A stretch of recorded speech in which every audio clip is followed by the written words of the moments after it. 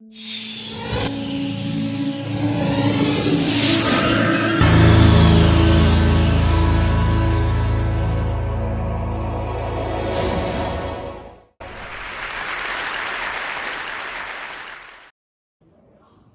India, a city historically known to be one of the driest in the southern part of the Indian subcontinent.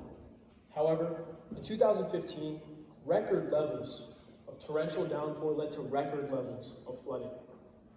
Nobody saw it coming. This disaster affected the lives of millions of people, my friends and family included.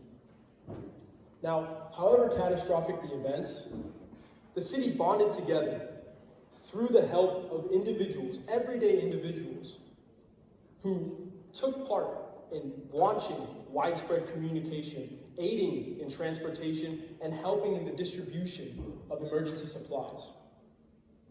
These people were every day, just like I said, teachers, cab drivers, fishermen. They used their knowledge of the city and were able to mitigate further problems. This social and community dynamic is so unique. It's something that shows raw human connection, values of courage, vigilance, and selflessness. So that begs me to ask the question, how can we, like these people, and people around the world who have been subject to natural disasters, be prepared? Be prepared for the unexpected so that we can lead to help our communities. This relays back to the two main principles of emergency preparedness: mental stability and knowledge.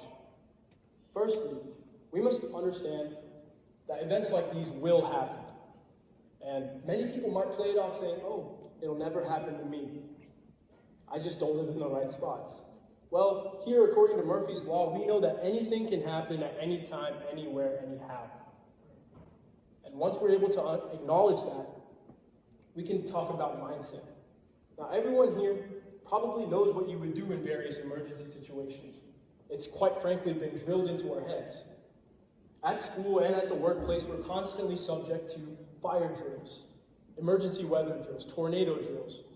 But in reality, the majority of the time, most of us will under or overreact, panicking, or freezing up.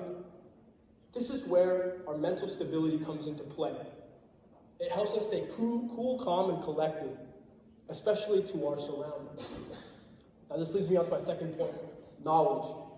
We know what we need to survive. It's mentally ingrained into our genetics to safeguard ourselves. Yet, like I said before, we might not know what to do because these situations come out of nowhere.